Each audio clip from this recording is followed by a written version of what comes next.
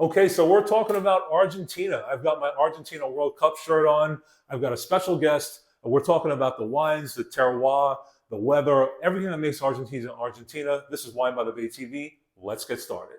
Afuera.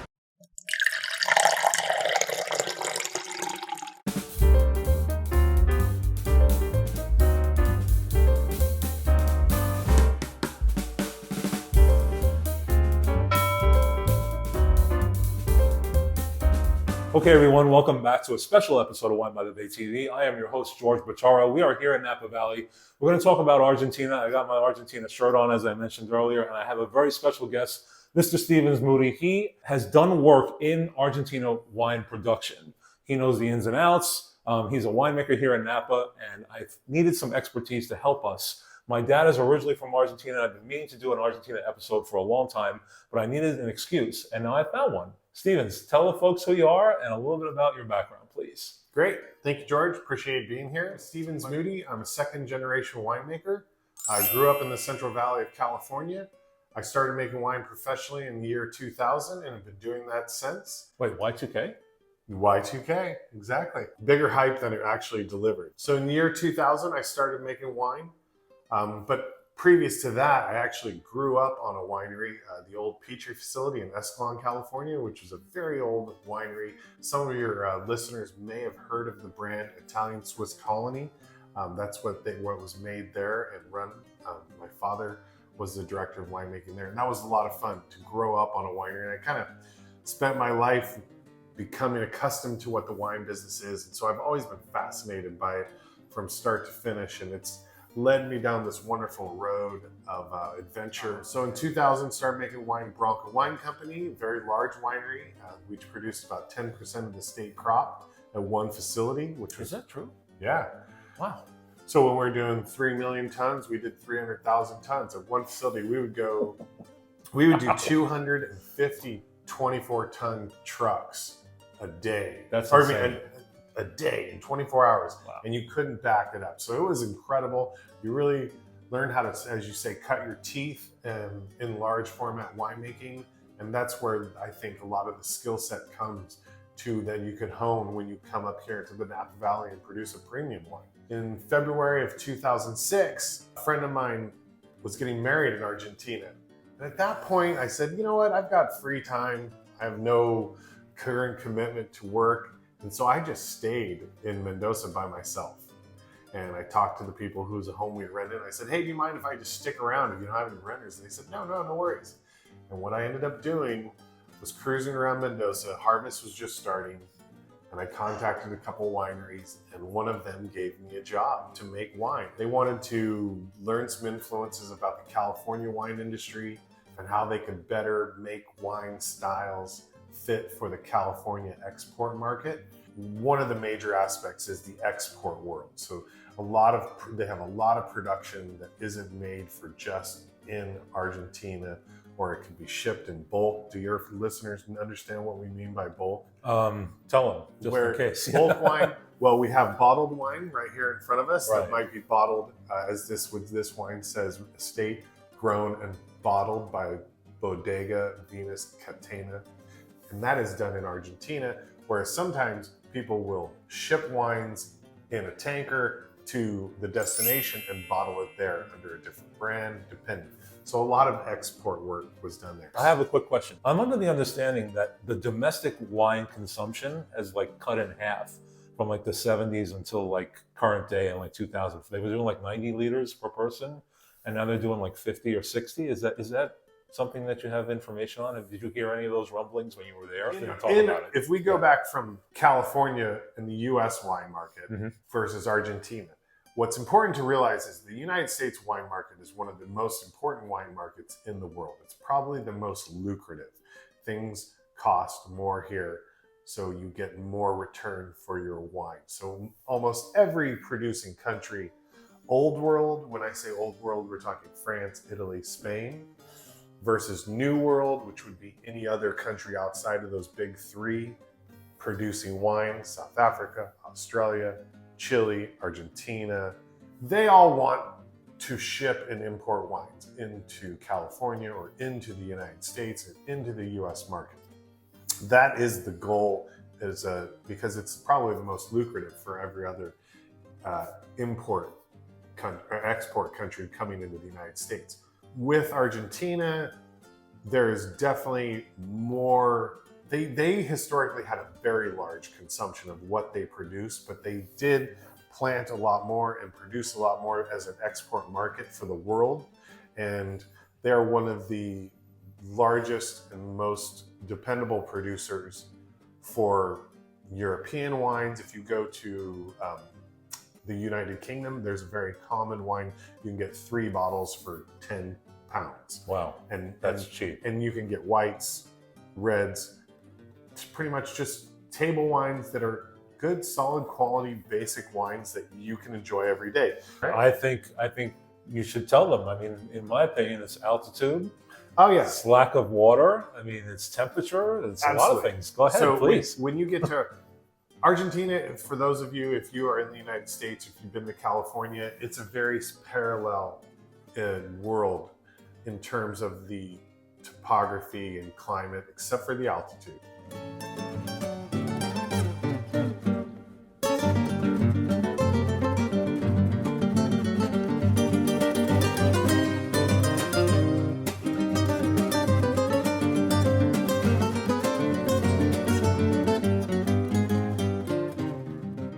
Dry desert kind of attitude. I mean, California, where we live, is pretty much a desert without reservoirs. And that's key to understanding.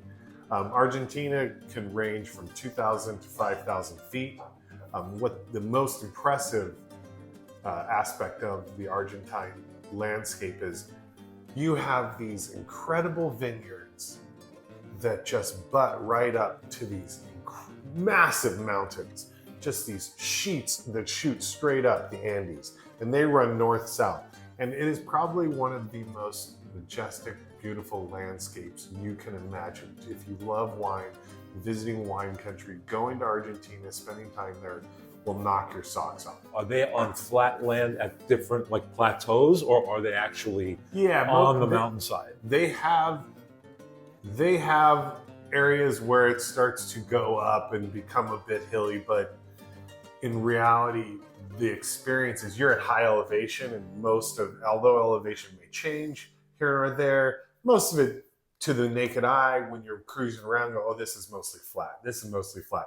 It's not a super challenging land or geographic environment where you're not on hillsides. It's not on Northern Road and you're coming down on rope exactly. and whatever. It's not up and down like that. It's not that bad. Mendoza, which is very, very west of Buenos Aires, which is the capital of Argentina, the capital runs the country. Well, as wide as that country actually is, Buenos Aires and Mendoza are on the same time zone. So you can see the distance, on the map, how far away it is. That's amazing. I had no idea. And it is, put it this way, if you ride from Buenos Aires to Cordoba on a bus, which is the very common practice, they have very nice buses in Argentina. They call them Kama and Semi-Kama that almost recline like a bed, so it's wonderful.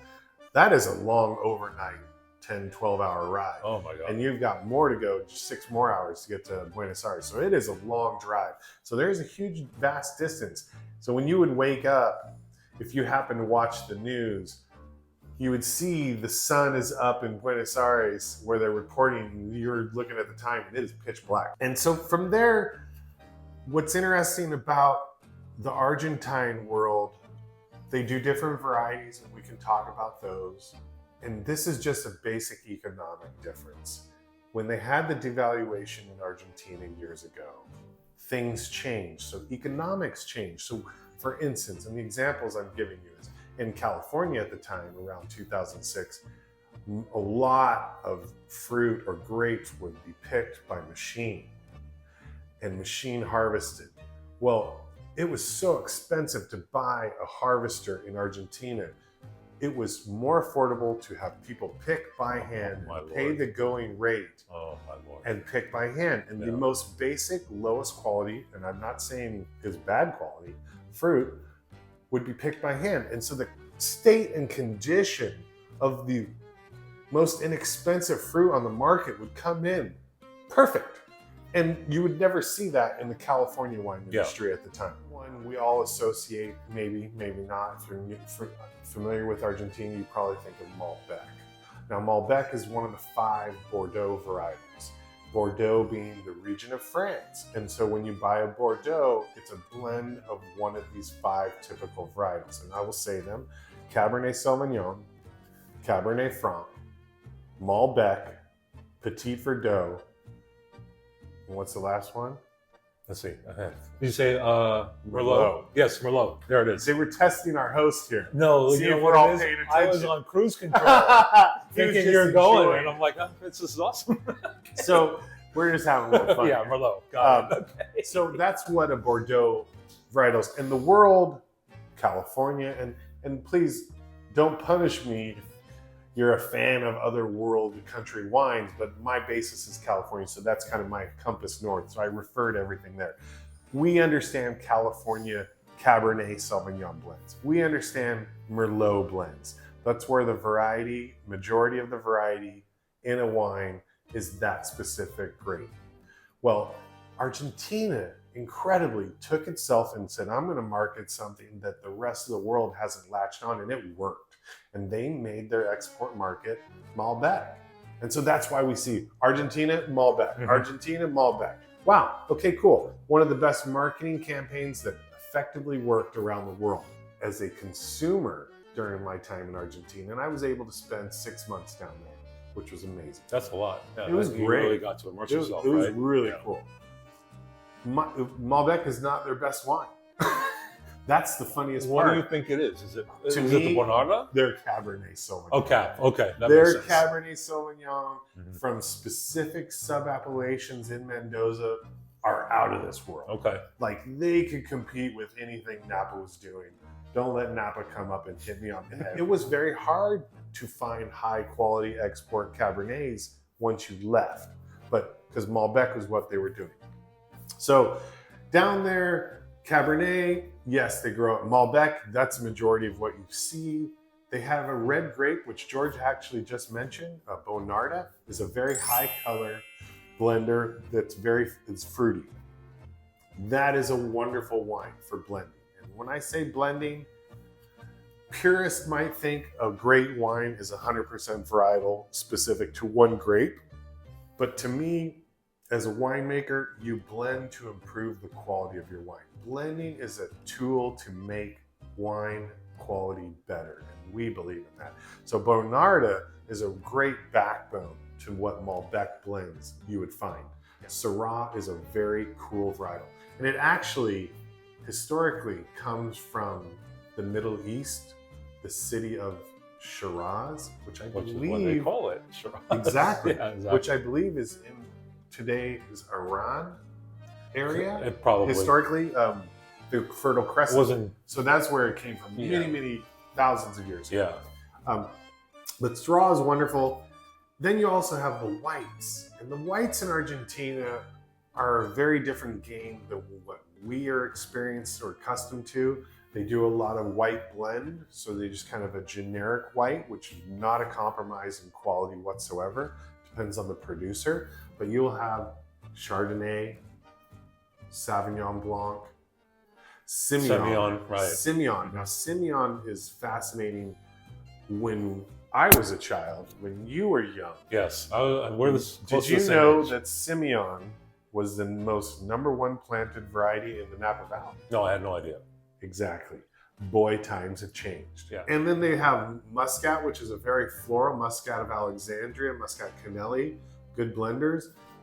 Wines they make a kind of a Madeira or a dessert wine or a brandy would be Pedro Jimenez is what it is called. Different grape than the Spanish. Spelled differently, different grape. It's weird how that happens. And most times when you have similar names but different grapes, when you check them DNA wise, it's because there was a mistake in propagating it and moving it. Then the last but not least, one of the greatest varieties, and I highly recommend it. Take your notes here. If all my rambling gets you anywhere, on a white wine from Argentina, the wine varietal Torrontes is a very floral, similar to kind of almost a Gewürz, but a little bit fruitier and a nice light. A really dry Torrontes from Salta region, way up north of Argentina, or in Mendoza, they grow a lot of Torrontes. If you ever find a white variety called Torrontes, I highly recommend it. It is unique and exceptional. And don't let the price bother you, because it comes in really, really inexpensive. Absolutely. And that it's is high correct. quality at like $12. So don't be afraid to purchase it because it's cheap, thinking it's just whatever. Oh no, dude. Okay. We're good. We got a Just little have fly fun. here, folks. So if you see us doing this, we're not like an Are you liking this video? If you are, don't forget to like and subscribe to the channel. Share this video with friends, people that love Argentina or love wine or both. Now back to the show. If winemaking was one of the great highlights of your life in Argentina, well, driving there is even better. Is it all like dangerous with the hills and everything, or is it easily? No, it is it's not. cool. Yeah. It is not dangerous at all. Okay. I would actually say it's the safer place of the world to drive because most intersections don't have stop signs. So when you're coming in and a bus is coming in, okay, and it's you in this little car, like a smart car they gave me, and a bus is coming in, well, they have this rule called the law of the jungle. And whoever enters first gets to go. And I would drive from Mendoza through Maipú, which is a sub-region of highly rated wines, through Luján de Cuyo, and a bit farther south to a place called Rivadavia. And I worked at a winery called Vinas de Medrano. Now this winery, you might be able to look up online, but it is not a wine that produces world-class label wines like Catina Zapata or Catina, this family. This winery was a cooperative, and historically a lot of, just like they do in Italy and France and Spain, you have a lot of small fincas or vineyards where individual growers get to take their fruit to a cooperative where wines are put together and then sold to other wineries for bottling. So it's a very different system than the California wine world, where a winery is in direct relation purchasing fruit that they want to produce and then bottle themselves.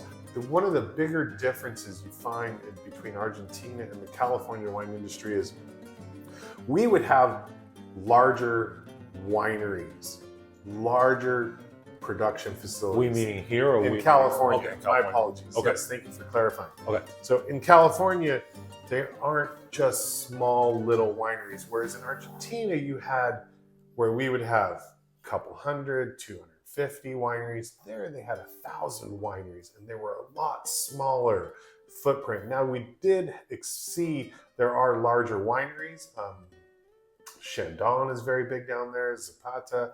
There are big wineries, but there are a lot of small wineries because most of what we produce, there was a small brand, was for export to Europe and Russia actually. And the term for bulk wine is granel. Anything granel. Anything that's in bulk, like vino de granel, is bulk wine.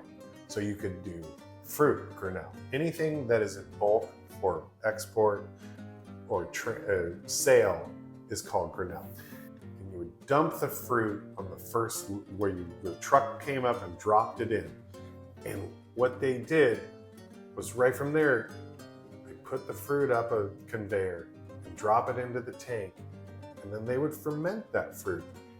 And that level was the first level. And then it was a gravity-fed winery after that, which was amazing because they could let it flow down to the second floor down below.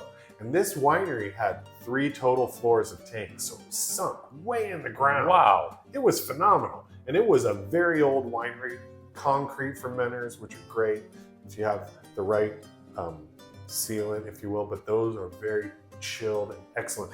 And so it would step down, and then finally by the time they were done, they would pump it back up to the very top. What we were working on, if anybody cares to learn, just the temperatures and the types of yeast and when we would make additions and what we did differently, and just sharing in that knowledge, because there's so many different ways of making wine. Is there a best way?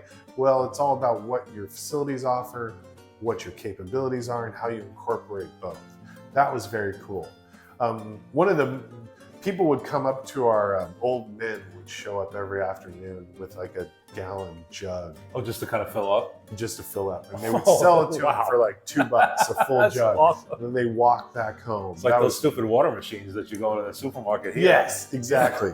So that was a common practice. It was very cool. Argentine people are one of the most passionate, lovely folks you've ever encountered. Way nicer than anybody I grew up with in Brooklyn. So I'll tell you that right now. Probably. I don't know.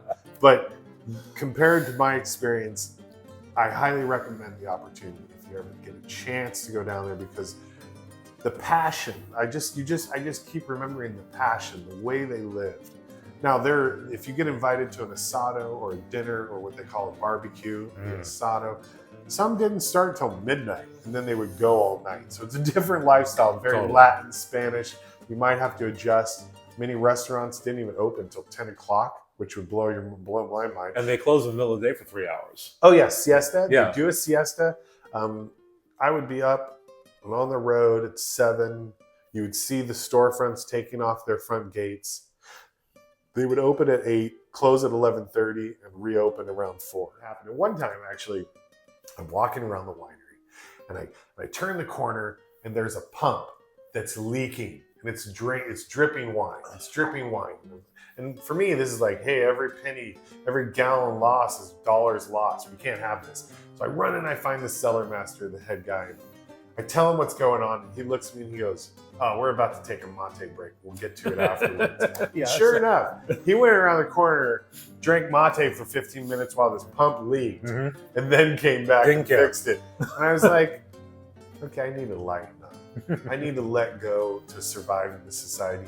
Things are different. Okay, cool. I can do this. Yeah. And that was pretty fun. One of the things about Argentina that's kind of weird, at least from a logic standpoint, is there isn't a lot of water there. Like, I mean, California is considered dry, and Argentina is like a fifth of the water that we get here. What do we get, like 25, 27 inches of rain here, something like that, and they get like less than 10. So how do they deal with like vineyard management? How do you get like water to these grapes? Where do, you can't, I would assume you can't dry farm. I mean, you tell me. I haven't been in the field, so you'd probably know better than I. They don't have irrigation canals like we have come to master as much.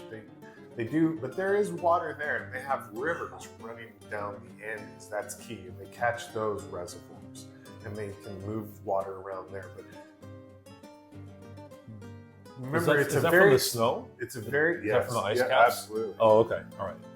They didn't irrigate the same way we did. They definitely didn't flood irrigate. Drip irrigation is a very expensive process, and the best thing for a vine is getting rain in the winter or the dormant seasons, really replenishing that aquifer. Old established vines are very deep, and so you can almost dry farm,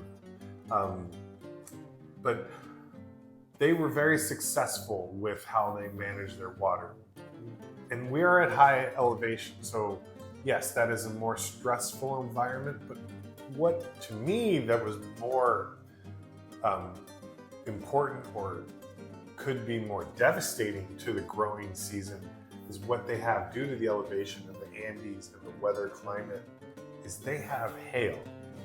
And hail is a crushing aspect that is it's not unique to Argentina, but that is a factor you cannot neglect. Aren't they tennis ball sized hailstones? They can be. I mean, that's crazy. And even just a BB sized pebble or pellet, if you will, coming out, many of those coming out, so damaging. So the government will seed clouds to try and prevent the hail. They put nets over a lot of the vines, which is a ton of work and expenditure to invest in, but to protect it, because if you get hail, you pretty much have destroyed your seasonal. You're done, right? You're done.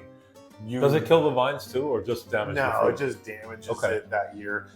And typically you can recover. I mean, it's nothing you want, but hail is the bigger factor versus they have their water management system down. But dealing with hail, that was a real issue, and constantly during certain periods of the year that they were always prepared for to discuss. So is that why the commune was so successful, the wine commune? Because everybody was all over the place? The hail is very localized, folks. So like if it hails on this area, it's not going to hail all over the area. Yeah, there's certain regions that would just get hit hard and others that not. Whereas in California, we were dealing with fires more and more that we never had to deal with. So every region and world location has its challenges. Do they have fire issues over there? I mean, I know Not it's so 2006, so not so much. Yeah. People, some of the best wine regions in the world, like Sonoma and Napa, if you look at that latitude and you take a look at the parallel latitude on the southern hemisphere, the best wine regions down there are the same latitude difference from the equator. Yeah. So there are common themes, even though the topography is totally different. And the seasons are flipped, obviously. Seasons are flipped. Oh yeah, absolutely, which is very cool. Yeah. Is that why there's so much travel back and forth from northern and southern hemisphere? Because like as a winemaker, you can kind of like work 6 months in the northern hemisphere and work 6 months in the southern for hemisphere. young kids. Yeah, like for the kids. Yeah, internships. yeah, of course. Absolutely. Well, it's just a constant opportunity. You don't have to wait the whole off season. And a lot of times when you're temporary or not a full-time job, they need you during the busy season. Well, the next busy season is immediate in the southern hemisphere. And it's a great chance to learn how the world makes and produces wines. So I wanted to just kind of circle back to something you mentioned a minute ago about like the different latitudes. I like to think of there's like a range between 30 degrees latitude and 50 degrees latitude. I think of it as kind of like the wine zone. And Argentina is somewhat in and somewhat out. Yeah, I was going to say, it's a very long country. Yeah, and exactly. So is Chile. Chile is the same. Oh, Chile's ridiculous. Would be the same also.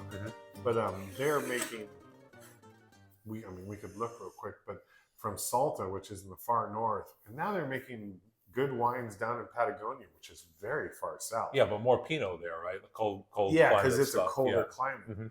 But in terms of the core sweet spot, if you will, yeah, like you said, the 30 to 50 seems very reasonable and kind of similar in a dry desert climate. So yeah, it's parallel to what we're doing. But I don't think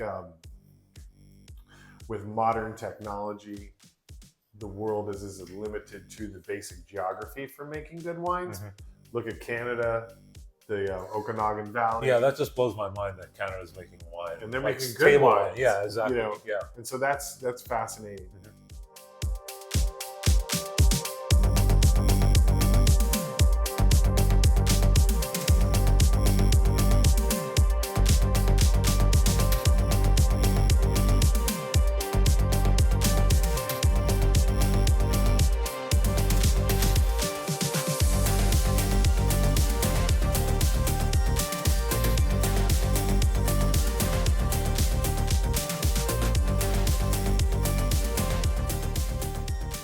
Okay, so let's go ahead. So first of all, what I brought here is the Malbec 2019 from Catena. Catena is one of the native houses, I guess that's the right word, native bodegas made of native families. Now there's They're a lot famous. They're a famous producer. They're what we would call Gallo, but not large volume, but a known name entity are in France, the Rothschilds, right? Boisses and Burgundy.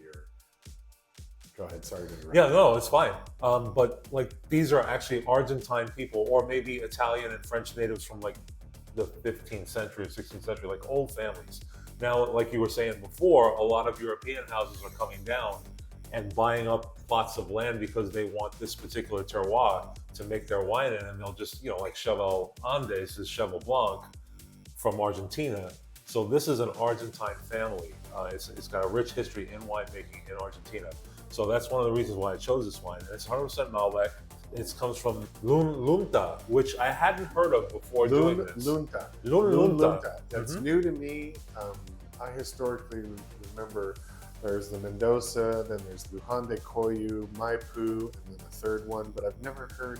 Well, it kind of runs through both, and it's along the Mendoza River apparently. 3,000 feet above sea level is about where these vineyards are lying, so you're getting some good altitude, but not crazy. You're not like I guess crazy for here.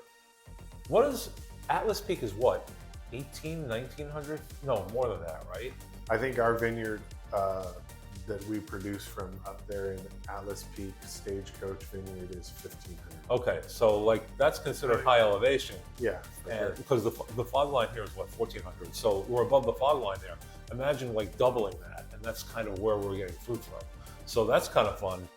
So I opened this wine. Well, I didn't open this wine because I thought we'd drink it a little sooner, but there were some good stories. So this got a chance to open. So I used the Coravin here, and Coravin, this wine, got a little bit of an aeration. By the way, I will leave a link in the description box for the Coravin. I don't sell it. You know, Amazon sells it, but it's a really cool product if you're at home and you don't want to kill the whole bottle on your own. Well, why wouldn't you, frankly? But Yeah, that's that's neither my here nor there. problem. Yeah, exactly. So what do we have? 13.5 alcohol?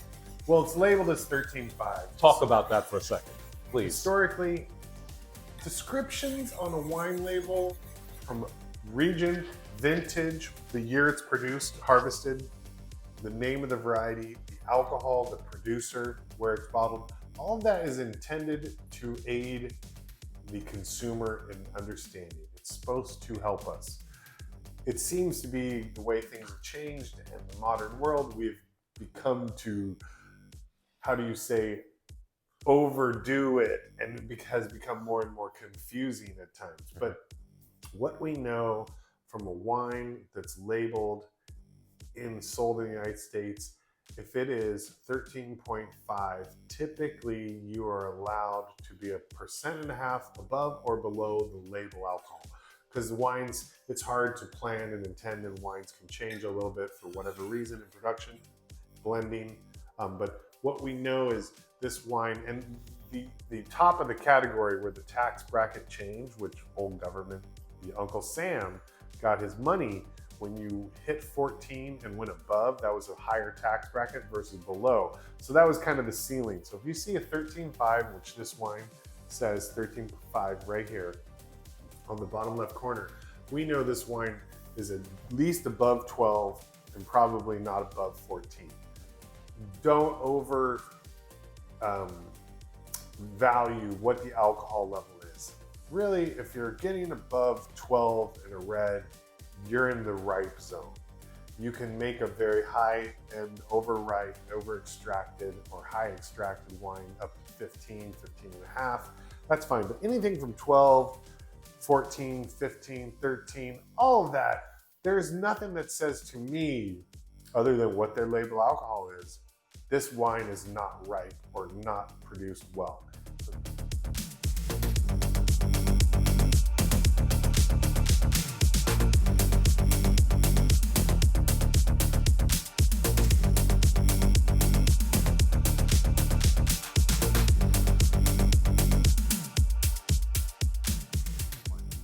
This wine is awesome. This is an exceptional wine. If I'm a winemaker, I'm very proud of this wine. This is a wine I want to take home and brag about. It has a wonderful nose. It's open, aromatic. It's got a jamminess to it, a nice kind of a plum berry characteristic Definitely. that I really like. Definitely. And when I say jammy, I'm not talking overripe cooked. I'm talking about perfect fresh fruit, berries, summer berries, and it is rich. It is not faint. It is very clean. My winemaking philosophy tends to live in the world of, do we make these wines flawless without character flaws, production flaws, flaws that are not ideal? This is a clean, well-made wine. This I could sit at home and not share it with anyone in the corner and enjoy the whole bottle. And I'm not kidding. I appreciate well-made wines. And this is a great Malbec. It's got all the nose characters. Now, Malbec is a unique varietal because Cabernet, for instance, versus Merlot. Cabernet has a very strong, big structure, tannin backbone, long finish. Merlot is a softer wine with just as much tannin, if you will. But it's rounder, suppler, and it's a kind of a different experience, right? The tannins, big bodied cabs versus, hey, I like that sipping Merlot. Well, Malbec kind of has the best of both worlds. It doesn't have that overly high extracted tannin structure, but it's got it. The tannins are there, but it's got a really round, supple mouthfeel, that smooth jamminess. and very high color. I'm a sucker for color. I Yes. like strong looking wines. Mm-hmm. And it's got a great finish. I haven't even tried it yet, but I'll be surprised if I don't like it based on the nose alone, the aroma. Oh, the bouquet of what's going on in this wine. And it's almost completely opaque, guys. I don't know if you can see that. I will try to put this against a piece of white paper and take a little video of it so you can see it. But it is like blue-black, dark purple, really, really good color, even at the rim when you really stretch it out. So, I mean, really good. This is an excellent wine. And if I've been smelling this wine since we started talking. Are you talking promoting this wine? I mean, do we talk about it? I mean, yeah, I want to talk about it. I mean, I'm not selling it, but it's a good wine. If you look up the wine online, how they made it, there is nothing but quality in this wine. They describe how they fermented it, the steps they went through. It is a big process. They are taking this wine from grape sugar on the skins to making it a wine, and that is an almost 26-day period. They are not quickly doing this wine. And then they are aging this wine 100% in French oak barrels, 30-some% new, for I don't know how many months it said. I think it was a year, 12 months. A year. Yeah, 12 months. That is spot on. This is a wine that they've invested a lot of quality production steps. So you can feel proud that, hey, I am buying and earning every penny of what the quality of this wine is. I would be extremely happy if I purchased this wine at the store and brought it here, or took it home, took it to a party and shared it, and I would buy it again. This is an excellent wine and brand. I mean, not that it really matters that much, but it looks like Robert Parker gave this 93 points. You know, I don't put a whole lot on scores, but I mean, if you don't know the producer, it's not a bad kind of like cheat code. But I mean, I was smelling this wine from the moment we started talking to right this minute, and I was nowhere near the glass. You're the first to taste it. What do you think? I love it. It's a great wine. It's got a good, spicy, toasty oak finish with that excellent Malbec characteristic. It's nice. Listen to George swirl that thing around. It's pretty funny. It's like mouthwash. I love it. Wow. It's luscious. It's Very luscious. It is a wonderful example of what Argentine Malbec can be. So this is a 2019, guys. So this is 2025. Okay, so what I would say is, knowing this, that's 6 years ago this wine was produced. If you look at the hue, which is the very edge of the wine, the intensity is the color looking straight through the middle. So I evaluate the intensity, looking straight through, the depth, and then the edge where you see that ruby purple characteristic. When I look at the hue, I don't see any brown. I don't see any brown. When a wine is aged and aging and going over the hill, you start to see that color turn from purple to brown. This wine, so young looking, it looks like it was just made last year. For 6 years old. This is a wonderful wine. Yeah. He's right. Very ripe fruit, not jam ripe, but like if you were to buy like the perfectly ripe Bing cherry, that's what this tastes like. Absolutely. To me. Yeah, this is great. Such a soft, supple finish, enjoyable finish that's smooth and not bitter or gritty. Oh, it's lovely. In the back here, it says estate grown and bottled. So that means to you and I, the consumer, that is telling us information. Estate grown and bottled means the family owns the vineyard that the grapes came from. And they controlled that, the vineyard, ripeness, the production, the picking, all the way to the winery, produced the wine themselves, bottled it, and sold it to you. So it wasn't purchased by another grower. It is estate owned. That is an important term, the term estate. And it has to be 100% estate controlled to use the term estate. So that is for premium. We're not talking about all wines, but a premium category tier or characteristic. Estate would be something that's very important for quality, if you will. The Malbec in Argentina is French rootstock, or that's what they claim anyway, because they didn't frost in the 50s. So whatever got brought over by the Spanish and the French was there still. They didn't get hit with the frost in the 50s, and I don't think they had a phylloxera issue either. So you're not dealing with American transplants. And what is rootstock? That's important to explain too. Please. So when you have a vine, you have the top and the bottom. The bottom, or the part that's in the ground, would be called the rootstock, and the part that's above ground would be the scion, or the actual vine itself.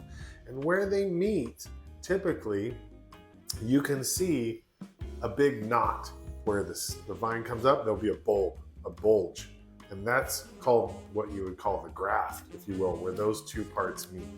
And vines being extremely versatile and incredible in the world of growth and physiology, you can take the top scion of a specific variety, Cabernet Sauvignon, and you can put it on a different rootstock. And if you put it together in the graft, they will grow together. That is what has made the world of wine production extremely successful across the world. Listen, this is a great wine. I have to say, I mean, I would be super happy buying this again. I would too. I will leave a link in the description box to try and find, if not this particular vintage, whatever is current release. But I encourage you to seek this wine out. This is a really nice wine. I mean, we're drinking it without food, but you put a steak on here, which is obviously like an Argentinian staple. Morcilla, which is the blood sausage. Yeah. Pork, all that kind of stuff. This wine will sing. This is a great Actually, it's summertime now. If you're barbecuing, you get one of these bad boys. Barbecuing ribs. anything would Yeah. work. Shrimp, you name it. If you're outside, this is a wonderful wine, especially in the evening. Well, I'd like to say thanks to George for having me today. It's been a lot of fun talking about wine, wine labels, rules, grapes, the culture of Argentina. Like I said, if you get a chance, go down there. It'll blow your mind. It's one of the best experiences you've ever had. And thanks so much for having me. It was my pleasure. You know so much about wine and winemaking that this was beneficial on any subject, but the fact that you've been to Argentina is freaking really awesome. So I really appreciate you coming in. I appreciate you sharing some wine. Cheers, everyone. Cheers. This has been Wine by the Bay TV. George speaking, and we'll see you again next time.